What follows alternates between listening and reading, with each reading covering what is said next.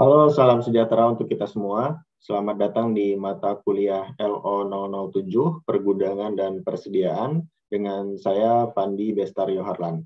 Kali ini kita akan membahas mengenai Managing Economies of Scale in the Supply Chain, terkhusus di Cycle Inventory. Dan adapun tujuan pembelajaran pada topik kali ini, yaitu pertama, menyeimbangkan biaya yang sesuai untuk memilih lot size yang optimal dan cycle inventory yang optimal dalam supply chain. Yang kedua adalah memahami peran cycle inventory di supply chain. Yang ketiga yaitu memahami lot size untuk single product. Yang keempat yaitu memahami lot size untuk multiple product atau customer. Dan yang kelima adalah memahami pemesanan lots dan pengiriman gabungan untuk beberapa set produk yang dipilih.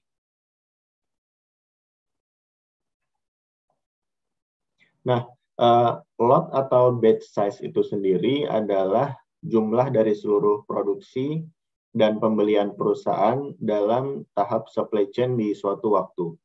Sedangkan cycle inventory itu adalah persediaan rata-rata dari seluruh lot size produksi dan pembelian di perusahaan.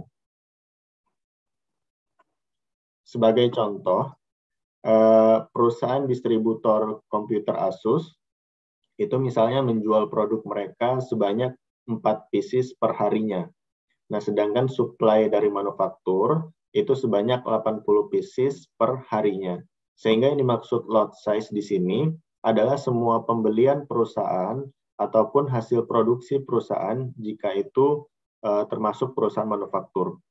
Dan jumlah lot size yang lebih besar daripada penjualan itu yang nantinya menjadi persediaan atau inventory.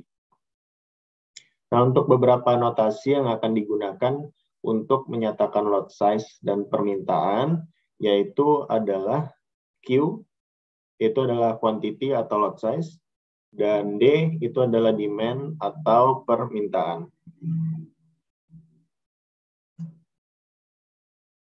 Nah, dalam topik ini, kita bisa mengabaikan variasi permintaan dan mengasumsikan bahwa permintaan jumlahnya stabil.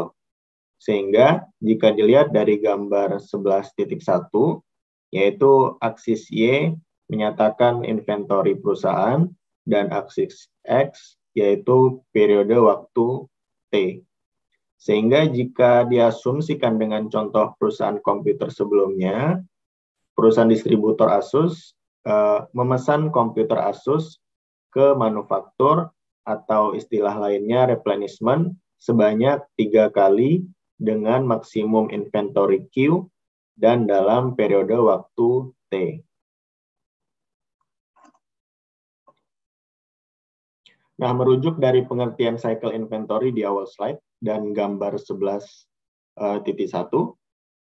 dapat kita rumuskan bahwa cycle inventory adalah sama dengan lot size per 2 atau Q per 2. Lot size dan cycle inventory juga mempengaruhi rata-rata waktu aliran material di dalam supply chain atau average flow time.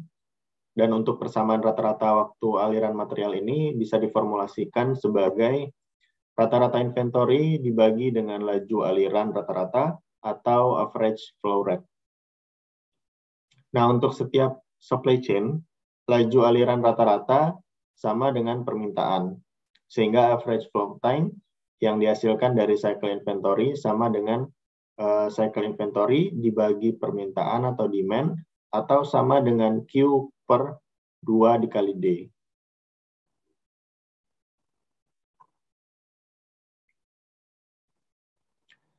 Nah, semakin besar cycle inventory, semakin lama jeda waktu antara saat produk diproduksi hingga produk terjual. Cycle inventory yang lebih rendah selalu diharapkan oleh seluruh pihak di rantai pasok atau supply chain, karena jeda waktu yang lama rentan terhadap perubahan permintaan di pasar. Nah, cycle inventory yang lebih rendah juga menurunkan kebutuhan modal kerja perusahaan. Sebagai contoh adalah perusahaan Toyota. Toyota hanya menyimpan sedikit aja cycle inventory untuk hitungan beberapa jam produksi, sehingga penyimpanan barang juga menjadi lebih efisien. Toyota juga mengalokasikan sangat sedikit ruang untuk persediaan di pabriknya, karena dengan menerapkan sistem seperti ini. Nah, adanya cycle inventory itu juga berguna untuk mengambil profit yang sebesar-besarnya dari skala ekonomi dan mengurangi biaya atau cost dalam sebuah supply chain.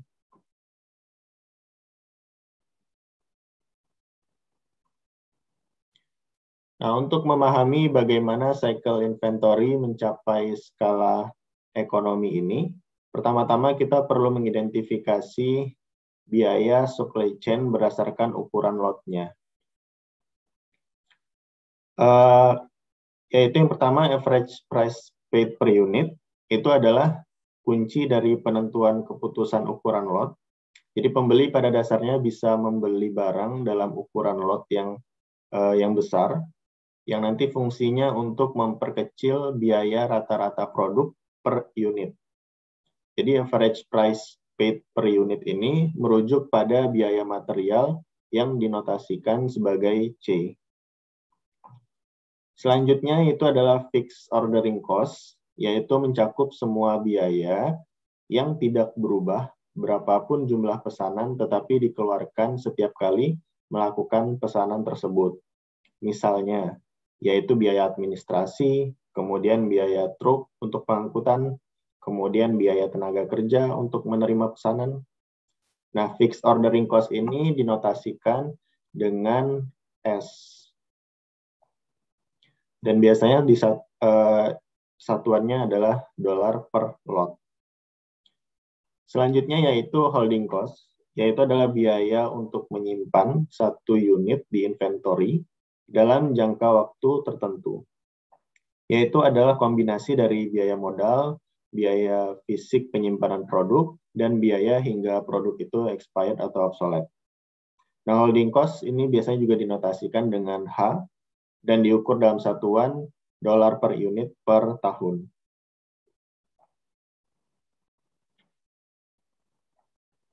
Nah, peran utama dari cycle inventory itu adalah memungkinkan untuk rantai pasok membeli produk dalam ukuran lot sehingga meminimalkan jumlah material, ordering cost, dan holding cost. Nah, untuk mencapai titik ideal dari biaya-biaya tersebut, keputusan untuk penentuan cycle inventory harus dibuat dengan mempertimbangkan total biaya keseluruhan pada rantai pasok. Walaupun pada praktiknya, setiap rantai atau tahap itu membuat keputusannya sendiri-sendiri, sehingga hal ini yang menyebabkan meningkatnya total cycle inventory serta total cost dalam rantai pasok.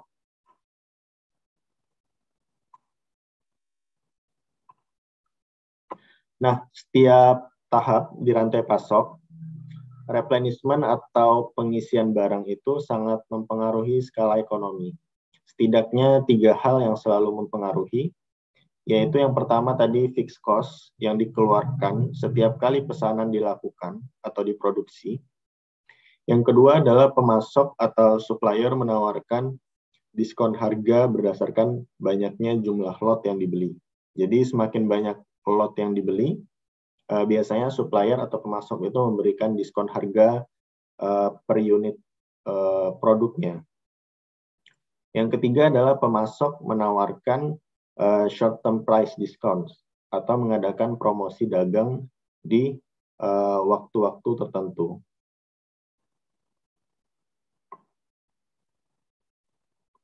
Baik, sebelum kita lanjut, kita pahami dulu beberapa notasi yang perlu diperhatikan dalam nanti perhitungan slide-slide berikutnya. Yaitu beberapa notasi yang perlu diperhatikan. Ada demand tahunan produk yang dinotasikan sebagai D. Kemudian ada fixed cost yang dikeluarkan per pesanan dinotasikan sebagai S. Kemudian cost per unit dinotasikan sebagai C. Dan biaya penyimpanan per tahun dinotasikan dengan H. Nah, purchasing manager di sini membuat keputusan ukuran lot berapa besarnya yang akan dibeli untuk meminimalkan total biaya perusahaan. Nah, setidaknya perlu mempertimbangkan 3 biaya ketika memutuskan ukuran lot ini nantinya. Yaitu adalah pertama biaya material tahunan atau biaya produknya. Yang kedua adalah biaya order tahunan. Yang ketiga adalah biaya penyimpanan tahunan.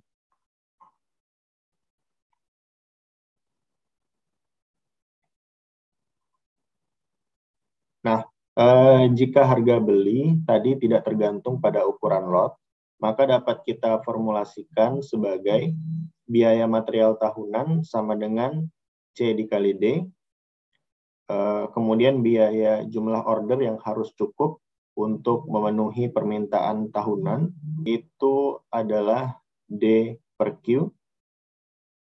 Kemudian, karena setiap melakukan pemesanan dikenakan biaya, atau tadi biaya order, maka biaya order per tahun dapat diformulasikan D per Q dikalikan S.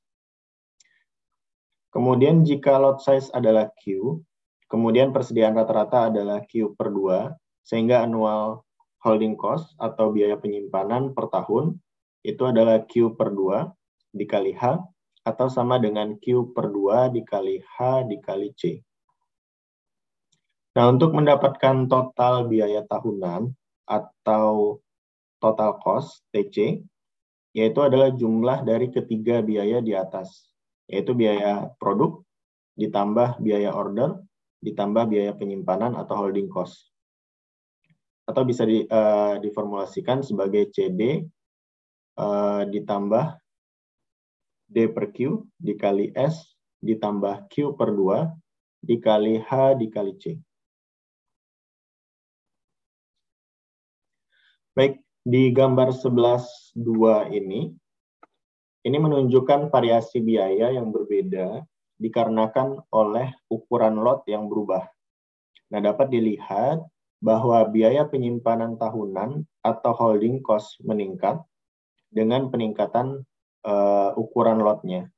Nah, sebaliknya biaya order tahunan menurun dengan peningkatan ukuran lotnya. Sedangkan biaya material atau produk itu tidak tergantung pada ukuran lot.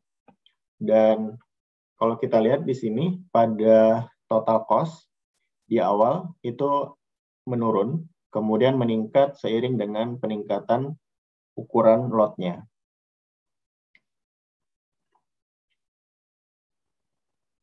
Sehingga setiap perusahaan harus menentukan ukuran lot yang optimal untuk menghasilkan total cost seminimum mungkin, seoptimal mungkin.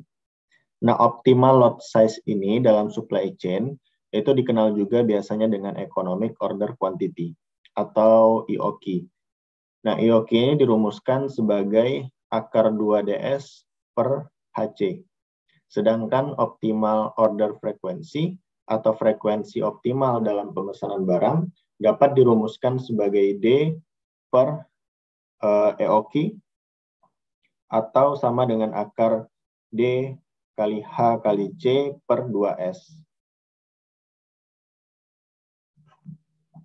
Baik, sebagai contoh soal pada slide ini, yaitu annual demand sebuah produk sebesar 12.000 unit, kemudian order cost per lotnya yaitu $4.000, sedangkan harga per piecesnya adalah $500 dan harga penyimpanannya yaitu dengan fraksi H sama dengan 0,2.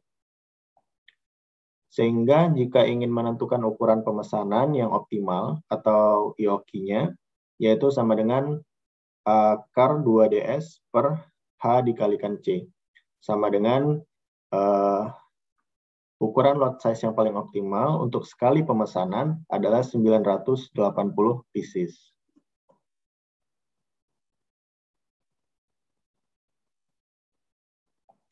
Nah, selanjutnya dengan rumus cycle inventory, kita bisa menghitung rata-rata persediaannya, yaitu 490 pieces, sedangkan jumlah order per tahunnya yaitu adalah 12,24 kali order, dan biaya order tahunannya ditambah dengan biaya penyimpanannya, yaitu $97.980,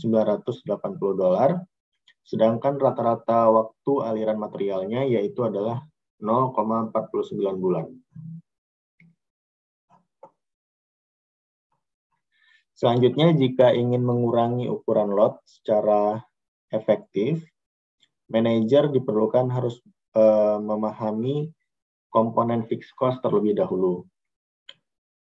Nah, salah satu komponen utama fixed cost itu biasanya adalah transportasi. Sedangkan di sebuah perusahaan, biasanya produk terdiri dari beberapa kategori atau beberapa kelompok yang biasanya dihandle terpisah masing-masing oleh setiap manajer produk. Nah, proses pembelian masing-masing kategori yang terpisah ini menjadikan proses supply chain tidak efisien. Sedangkan jika kita mengagregasikan setiap variasi produk tadi dan menyatukan setiap kelompok tadi menjadi satu pesanan, maka perusahaan dapat menghemat biaya transportasi yang mana akan mengurangi fixed cost dari setiap jenis produk, mengurangi lot size dari setiap jenis produk, dan mengurangi cycle inventory dari setiap produk. Sehingga konsep ini menjadi sekali pengantaran saja dari berbagai sumber supplier atau sekali pengantaran ke berbagai konsumen atau retailers.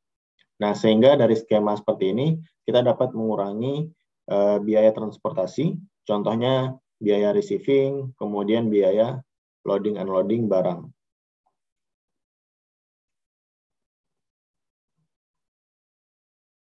Oke, selanjutnya adalah ukuran lot dengan beberapa produk atau pelanggan.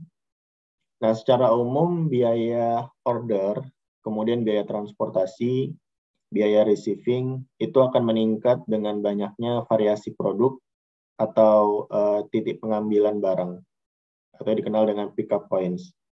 Nah, sehingga saat ada variasi barang, ada ukuran lot yang optimal yang perlu ditentukan sedemikian rupa sehingga perusahaan tetap dapat meminimalkan total cost-nya. Nah, beberapa notasi berikut perlu dicatat, yaitu adalah demand tahunan untuk produk I, atau dinotasikan sebagai DI. Kemudian yaitu adalah biaya order yang dikeluarkan setiap kali pemesanan dilakukan, atau dinotasikan dengan S. Selanjutnya itu biaya tambahan yang dikeluarkan jika produk I termasuk dalam pesanan, yaitu dinotasikan sebagai SI. Selanjutnya juga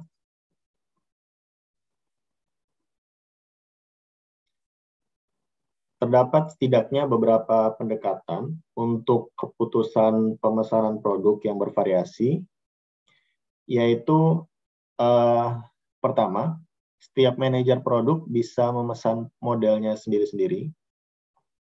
Yang kedua, manajer produk bisa bersama-sama memesan produknya. Atau yang ketiga, setiap manajer produk bisa memesan bersama, tetapi setiap pesanan tidak selalu berisi setiap jenis produk. Gitu. Nah, sehingga dengan kata lain, pendekatan pertama itu tidak menggunakan agregasi atau menghasilkan biaya atau total cost yang tinggi nantinya. Sedangkan pendekatan kedua itu mengumpulkan semua produk di setiap pesanan, tapi ada kelemahannya, yaitu pada opsi yang kedua, bahwa produk yang dengan permintaan yang rendah itu akan digabungkan dengan produk dengan permintaan yang tinggi di setiap pemesanannya. Sehingga produk yang low demand akan memperbesar total cost dari secara keseluruhan. Namun pada dasarnya bisa disiasati dengan pemesanan berkala untuk produk-produk yang sifatnya low demand.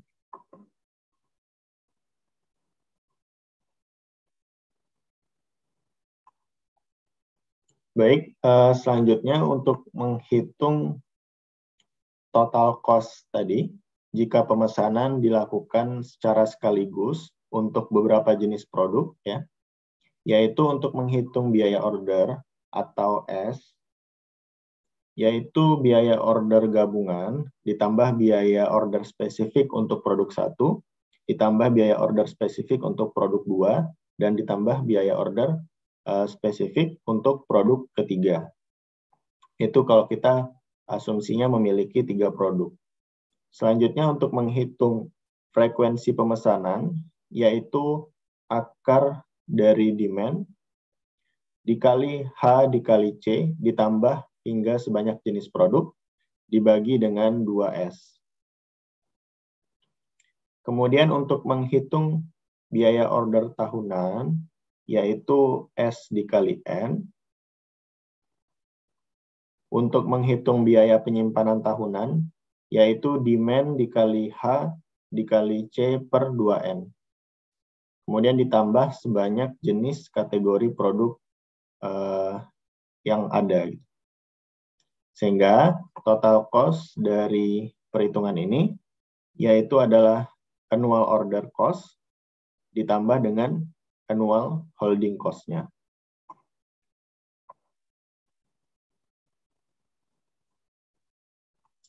Baik, untuk selanjutnya kita akan membahas tentang pemesanan lots dan pengiriman gabungan untuk beberapa set produk yang dipilih. Nah, di sini kita akan menggunakan beberapa langkah perhitungan untuk mempermudah dalam urutan perhitungannya nantinya. Yaitu kita membagi menjadi beberapa langkah. Langkah pertama adalah kita perlu mengidentifikasi dulu produk yang paling sering dipesan di perusahaan atau produk yang high demand, yang paling banyak permintaannya. Nah, di sini kita asumsikan bahwa produk di order secara independen atau perhitungan lotnya terpisah untuk setiap jenis produk. Dan asumsi lainnya adalah pemesanan setiap jenis produk itu sifatnya berkala. Sehingga pertama kita bisa menghitung frekuensi pemesanan untuk produk I yang dirumuskan sebagai NI bar sama dengan akar HCD per 2 dikali material cost ditambah additional cost. Yang kedua adalah kita perlu mengidentifikasi frekuensi pemesanan produk lainnya yang paling sering dipesan, yaitu bisa menggunakan rumus NI double bar. Kalau perhitungan sebelumnya di langkah pertama itu NI bar, ini adalah NI double bar sama dengan akar HCD per 2S. Baik, setelah kita menghitung frekuensi pemesanan setiap produk, kemudian kita perlu menghitung kembali perbandingan frekuensi pesanan produk yang paling sering dipesan dengan frekuensi produk lainnya. Sehingga perhitungannya bisa menjadi yaitu N bar per NI double bar. Nah, hasil perhitungan ini dinotasikan sebagai MI, yaitu berupa nilai fraksi untuk nanti kita lanjut ke perhitungan pada langkah 4. Kemudian di langkah 4, kita menghitung frekuensi akhir dari produk yang paling sering dipesan dengan rumus yaitu N sama dengan akar dari sigma H dikali C dikali M dikali D sebanyak jenis produk, kemudian dibagi 2 dikali S atau harga produk, kemudian ditambah sigma SI per MI. Dan langkah yang terakhir, yaitu langkah kelima, adalah kita menghitung total cost-nya. Yaitu rumus total cost sama dengan NS ditambah sigma NI-SI ditambah sigma demand I per 2 NI dikalikan HC1. Nah, untuk langkah di atas, yaitu adalah langkah di mana kita menggunakan agregasi atau dikenal juga dengan tailored aggregation, yaitu di mana demand produk yang tinggi itu akan diorder lebih sering daripada produk yang demand atau permintaannya rendah. Baik, sekian penjelasan dari saya mengenai topik kali ini, yaitu Managing Economies of Scale in a Supply Chain, khususnya di cycle inventory, dan sampai bertemu di topik-topik selanjutnya.